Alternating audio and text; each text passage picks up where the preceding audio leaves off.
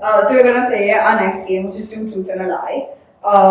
We want to learn a little bit more about your journey with Leogirl Productions, whether it's achievements or challenges. The idea is that you give us three statements, from which two are true and one is a lie, and then Anuj and I have to guess which one is the lie.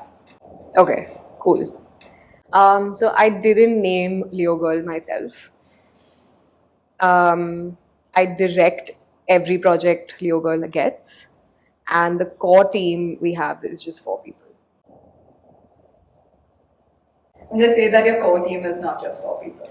Like the lie is the 4. I'm going to say that you direct every project yourself is a lie. You're right. Yeah.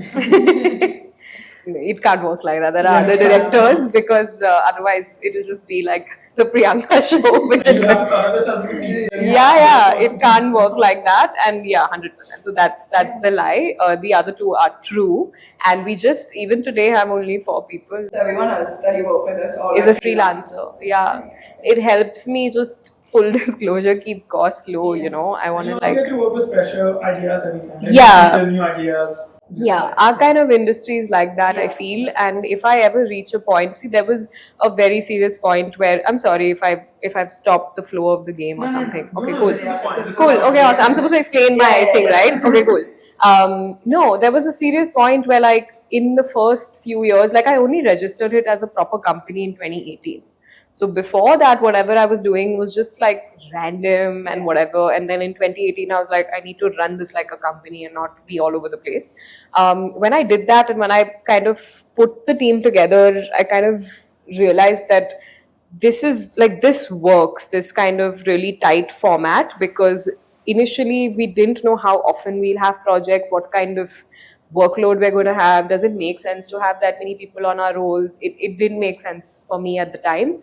And I've realized now that if we reach a point where we really have that kind of, the kind of, I think, massive projects in terms of needing a team that large or whatever on our roles, I can do that.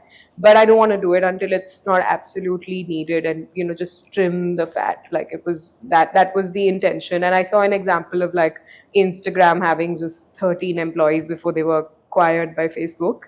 I was like, okay, that's my example. If anyone asks me, why don't you have more people? Because this works like for us so far. That's makes sense. So who makes up those 4 employees? Like, do you have an Yeah, so there's I'm one of the 4, so it's just 3 actually.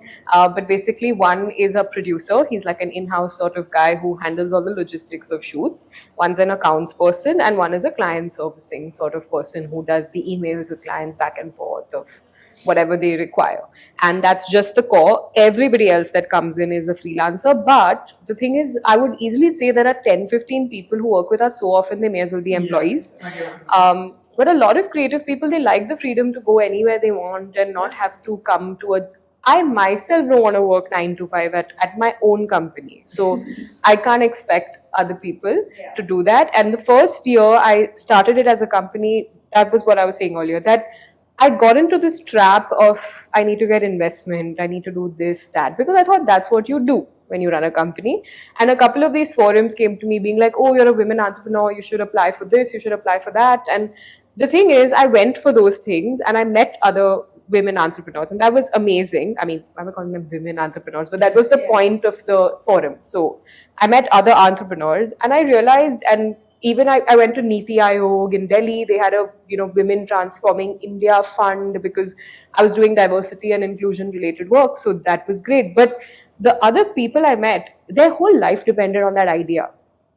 And they really wanted, like, that was their plan A, right? And fair enough, the people who even got that, it was their plan A. And I realized my plan A is to be a filmmaker and to be a director. And my company is a great thing that I run, but it's not the plan A. It's actually, sort of, in many ways, it gives me an opportunity to direct more, to have a greater portfolio, all of that. But I have to very much also focus on a film career. So I don't want the responsibility of investment. Because the minute people come in and, want to, initially, I'm sure the money is exciting for anybody, but then I need to have a plan in place for how to use it. And then that's when I like extricated myself from that. And I was like, I'm just going to focus on working as much as possible and building a good enough portfolio that, it's just a successful company. That's what I want to run, and I'm happy staying like a small, medium-sized company, which was a very difficult thing to explain to some people because they are also like they're like, why don't you expand? Why don't you get bigger? You have these kind of corporate clients. You can really, if you have that vision. But I feel like once I've made a couple of features and I feel like I'm at an established place as a director, or even along the way, I'll 100% look for someone to take over this in an execution role, and give them a lot of power, which is the Karan Johar Dharma example. Yeah. Obviously makes a lot of sense. I feel like even I agree with you that not everyone's goal is to just make a large company. Yeah. To a certain extent, I feel the same way. Like I don't want to bring in an investor and like scale up my business. I want to grow it, and if it like whatever it grows to, it's not like I'm opposed to it growing to a large company. Yeah. But I don't want to. Yeah, like I don't want to bring in investment into it and then be answerable to someone. Like I like, to be honest, having full control as well. Yeah.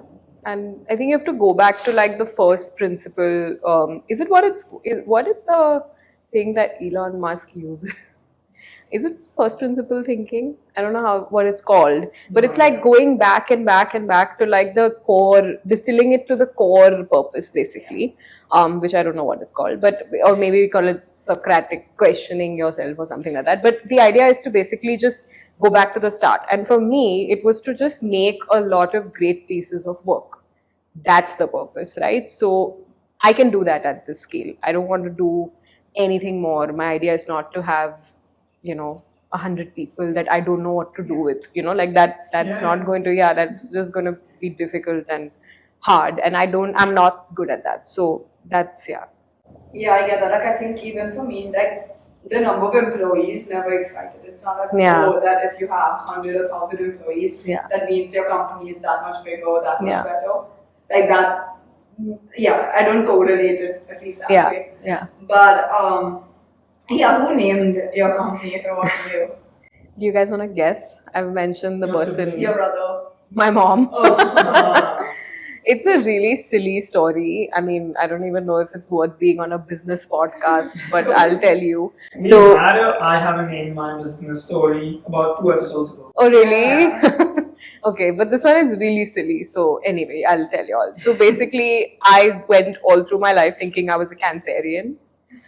And halfway through, someone told me, no, you're a Leo. And I was like, what? Like, I don't know what rock I was living under. And I realized I was a Leo. And my mom said, yeah, like that explains a lot. Because, and then she said, and then she said that you should call your company Leogirl.